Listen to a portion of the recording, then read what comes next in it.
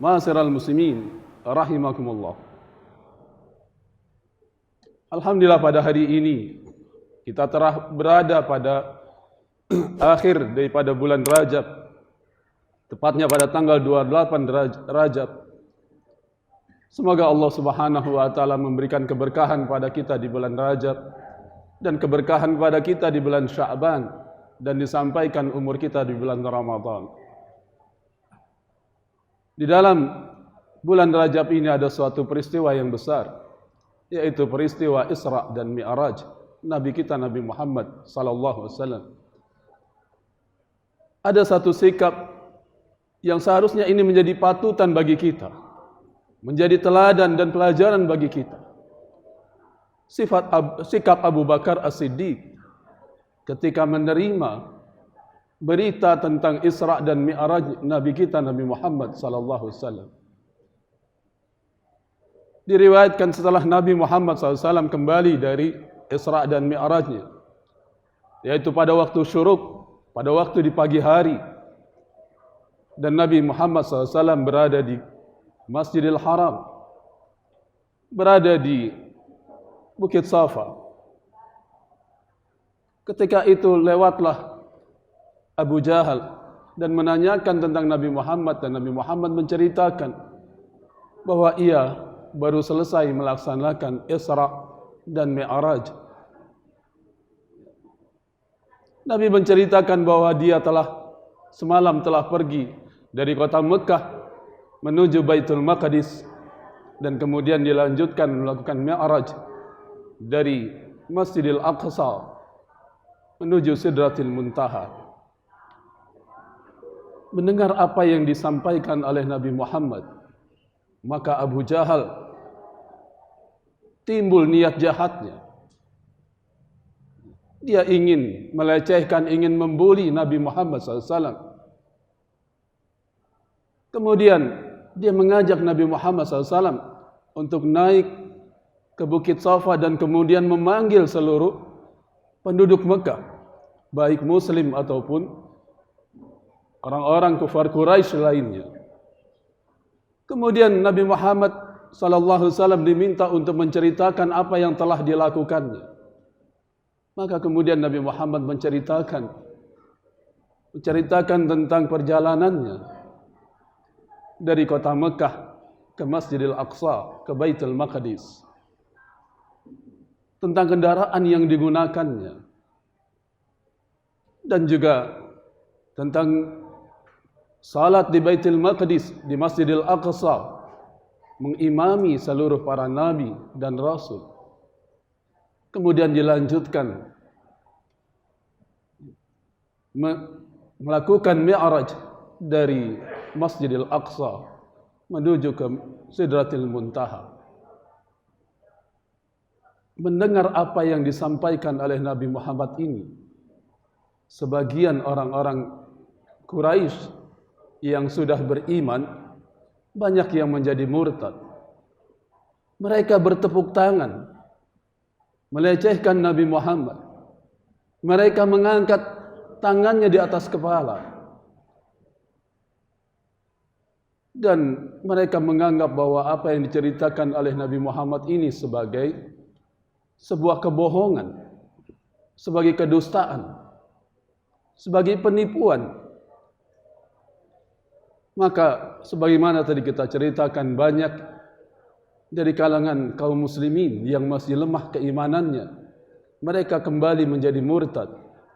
Dan kemudian orang-orang kufar Quraisy makin tambah membenci Nabi Muhammad SAW, dan mereka memiliki satu senjata, bahwa mereka menganggap bahwa Nabi Muhammad SAW ini membawa kebohongan, pendusta dan lain-lainnya. Orang-orang kufar Quraisy, termasuk Abu Jahal, Abu Lahab, merasa mendapatkan kemenangan. Kemudian mereka pergi menuju tempatnya Abu Bakar As-Siddiq. Dan kemudian mereka berkata, wahai Abu Bakar, wahai Abdullah, wahai Abu Bakar, apakah engkau telah mendengar berita dari temanmu, yang mengatakan bahwa dia melakukan Isra dan Mi'raj. Kemudian Abu Bakar As-Siddiq bertanya apakah dia mengatakan demikian. Kemudian mereka mengatakan ya. Bahkan dia telah menceritakan bahwa dia semalam melakukan perjalanan dari Masjidil Haram menuju ke Masjidil Aqsa. Lihat apa jawaban dari Abu Bakar As-Siddiq.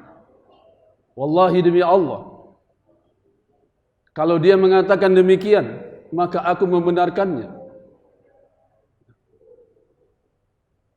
Bahkan yang lebih daripada itu, wahyu turun dari langit siang dan malam, aku mempercayainya. Lihat sikap tegas dari Abu Bakar As-Siddiq. Dan kemudian Abu Bakar As-Siddiq tidak diam begitu saja. Kemudian dia menanyakan di mana Nabi Muhammad. Kemudian diceritakan Nabi Muhammad berada di Bukit Safa. Kemudian Abu Bakar As-Siddiq bersegera menuju ke Bukit Safa. Dan kemudian melihat Nabi Muhammad SAW sedang bercerita dan dibuli oleh orang-orang kufar Quraisy, orang-orang Mekah. Lihat bagaimana sikap Abu Bakar As-Siddiq. Kemudian dia pun naik ke Bukit Safa. Dan kemudian dia bertanya kepada Nabi Muhammad SAW tentang Isra dan Mi'raj.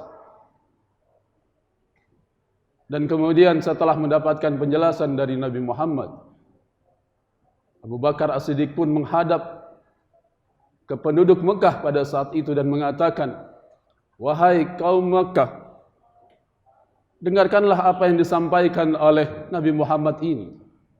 Bukankah di antara kalian ada yang pernah berniaga pergi ke Baitul Maqdis dan melihat Masjidil Aqsa dan lain-lainnya? Kalau apa yang dikatakan oleh Nabi Muhammad ini menurut kalian benar, maka benarkanlah. Tapi kalau menurut kalian itu salah, maka silakan engkau mendustakannya.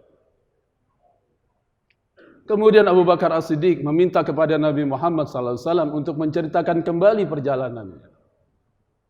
Diriwayatkan dalam beberapa riwayat, kemudian Nabi SAW menceritakan dan seakan-akan Nabi Muhammad SAW melihat Masjidil Aqsa di hadapannya, yaitu di depan rumah Uqail. Terpapar sangat jelas Baitul Maqdis dan kemudian juga Masjidil Aqsa. Kemudian Nabi Muhammad SAW menceritakan tentang keadaan di Baitul Maqdis, tentang Masjidil Aqsa, tentang tiang-tiangnya, tentang pintunya, tentang jendela-jendelanya. Semua diceritakan secara detail. Dan orang-orang kufar Quraisy yang pernah melakukan perjalanan ke Baitul Maqdis dan pernah juga mengunjungi Masjidil Aqsa membenarkan apa yang disampaikan oleh Nabi Muhammad SAW.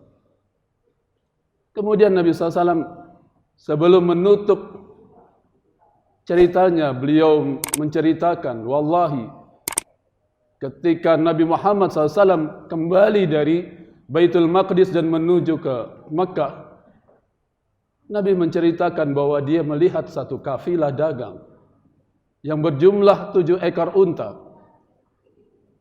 Yang pimpinan dari kafilah ini menandakan untanya itu dengan pita merah.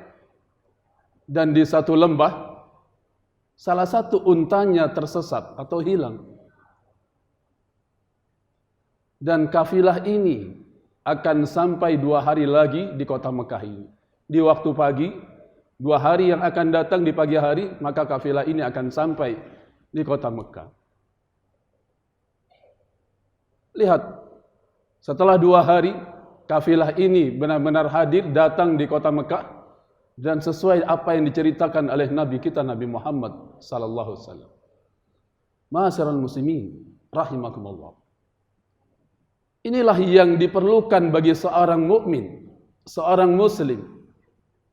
Yang pertama adalah ketika dia mengimani pada Allah dan Rasul-Nya, maka sikap yang pertama adalah dia membenarkan apa yang datang dari Nabi Muhammad SAW. Jadilah kita sebagai seorang muslim yang mempercayai segala apa yang datang dari Rasulullah SAW. Wa ma atakumur rasulu fakhudhuhu wa ma nahakum anhu fantahu. Maka apa yang datang dari Rasul, ambillah, yakinlah, percayalah. Wa ma nahahu anhu fantahu.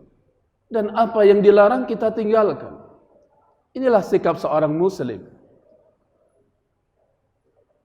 yang memiliki keimanan yang tegar, keimanan yang kokoh terhadap Allah dan Rasul-Nya. Inilah seorang muslim yang kamil, yang sempurna keimanannya. Dia tanpa ragu-ragu terhadap apa yang datang, yang dibawa oleh Nabi Muhammad SAW. Bukankah Allah Subhanahu wa Ta'ala menjelaskan tentang orang-orang yang jujur, orang-orang yang benar? A'udzubillahi minasyaitonir rajim. Innamal mu'minuna alladzina amanu billahi wa rasulihi thumma lam yartabu wa jahadu bi amwalihim wa anfusihim fi sabilillah ulaika humus shadiqun. Sesungguhnya orang-orang yang beriman itu adalah orang-orang yang beriman kepada Allah dan Rasul-Nya, kemudian dia tidak ragu-ragu dengan keimanannya. Inilah sosok Abu Bakar As-Siddiq. Inilah yang harus hadir di dalam diri kita. Harus hadir di dalam diri kita adalah keimanan yang tanpa ragu-ragu. Kemudian yang kedua dari sikap Abu Bakar ini, Abu Bakar As-Siddiq bukan hanya membenarkan, tetapi Abu Bakar As-Siddiq juga membela Nabi Muhammad SAW. Pembelaannya inilah yang kemudian meyakinkan orang-orang Quraisy, orang-orang Mekah, bahwa apa yang dilakukan oleh Nabi Muhammad SAW itu adalah benar. Inilah sikap seorang mukmin, seorang muslim. Dia berada di dalam garda terdepan, di dalam membela Islam, di dalam membela agamanya, di dalam membela nabinya dan rasulnya. Sikap Abu Bakar yang kemudian datang ke Bukit Safa dan kemudian meminta Nabi SAW untuk menceritakan kembali dan kemudian meminta sikap objektif dari orang-orang Mekah, bahwa apa yang disampaikan Nabi Muhammad jika itu adalah benar maka dibenarkan, jika itu salah silakan didustakan. Sikap seperti inilah yang dibutuhkan sekarang ini. Sikap perjuangan pembelaan kepada Islam. Ketika kaum muslimin sekarang ini di Indonesia yang mayoritas, ketika dia memiliki keimanan yang kuat, keimanan yang teguh, maka dia akan dapat membela agamanya, membela Islam. Ma'asyaral muslimin rahimakumullah. Inilah dua sikap kita. Membenarkan apa yang datang pada Rasulullah SAW, pada Islam, dan kemudian membelanya. Bukankah tiga sikap generasi dahulu ini yang juga harus hadir di dalam diri kita? Sikap yang jelas yang pertama adalah al-iman bi'azamatir risalah. Keimanan terhadap keagungan risalah ini. Keimanan terhadap al-Islam, apa yang datang, yang dibawa oleh Nabi kita, Nabi Muhammad SAW. Al-iman bi'azamatir risalah.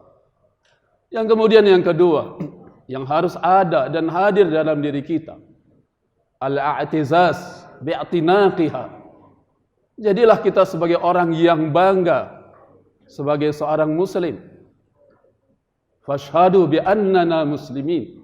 Fashhadu bi annana muslimin. Dan persaksikanlah bahwa kami adalah orang-orang yang beriman. Sebuah kebanggaan, al-i'tizaz bi'tinaqiha. Kita bangga. Menjadi seorang muslim itu kita bangga. kita bergabung dalam kelompok orang-orang yang beriman, itu menjadi sebuah kebanggaan. Kemudian al-amal bi ta'yidillahi, merasa optimis dengan berbagai bantuan, pertolongan dari Allah Subhanahu wa taala. Ma'asyiral muslimin rahimakumullah. Seharusnya seperti itulah seorang muslim. Beriman dengan keagungan risalah ini, bangga sebagai penganutnya. Kemudian yang ketiga, yakin bahwa pertolongan Allah Subhanahu wa taala pasti akan hadir membela. Ma'asyiral muslimin rahimakumullah. Hari ini juga kita mendapati kondisi Masjidil Aqsa yang masih di bawah penjajahan, dirampas oleh Yahudi.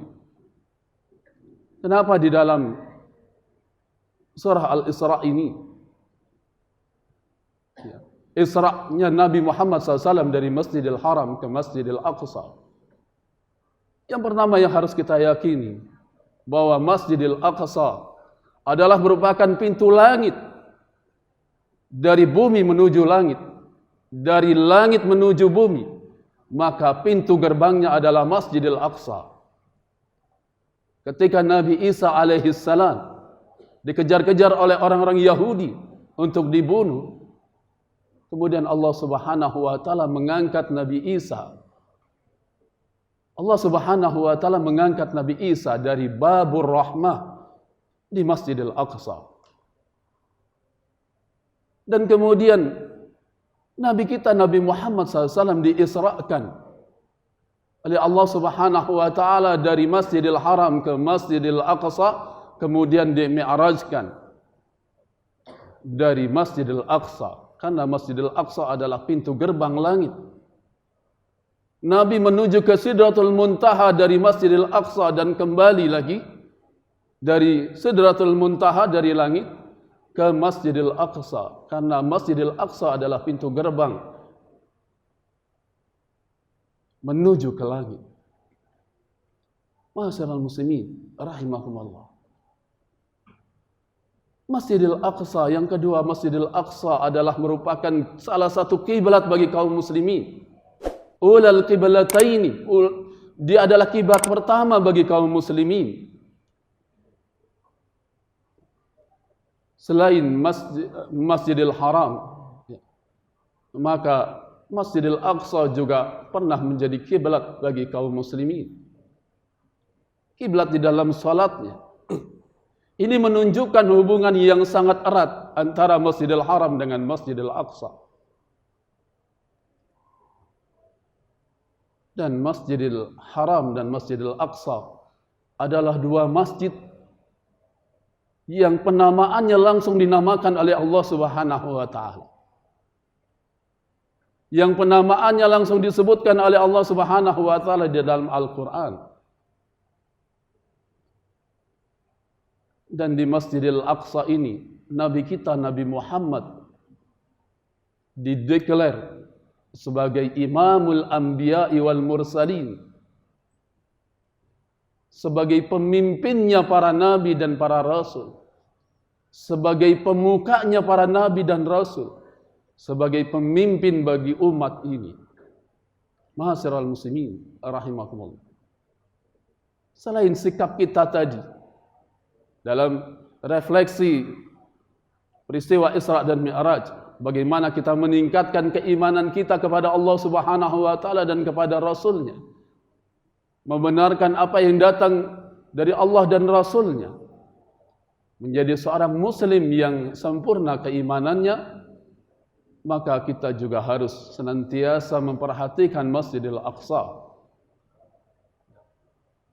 Setidak-tidaknya di dalam doa-doa kita dan dukungan-dukungan kita, ataupun dengan bantuan-bantuan dana yang kita berikan melalui lembaga-lembaga resmi untuk membela Masjidil Aqsa yang kita cintai. Ma'asyiral muslimin rahimakumullah. Demikianlah, semoga peristiwa Isra dan Mi'raj itu bukan hanya Satu peristiwa yang kita rayakan setiap tahunnya namun tidak menjadi refleksi bagi kita, tidak menjadi titik tolak kebangkitan kita, tidak menjadi titik tolak di dalam kebangkitan ruhiyah kita, titik tolak kebangkitan umat Islam. Maka peristiwa Isra Mi'raj ini janganlah sekadar menjadi acara-acara tahunan saja, seharusnya menjadi refleksi bagi kita semuanya. Aqulu qawli hadza wa astaghfirullah li wa lakum fastaghfiruhu innahu huwat tawwabur rahim.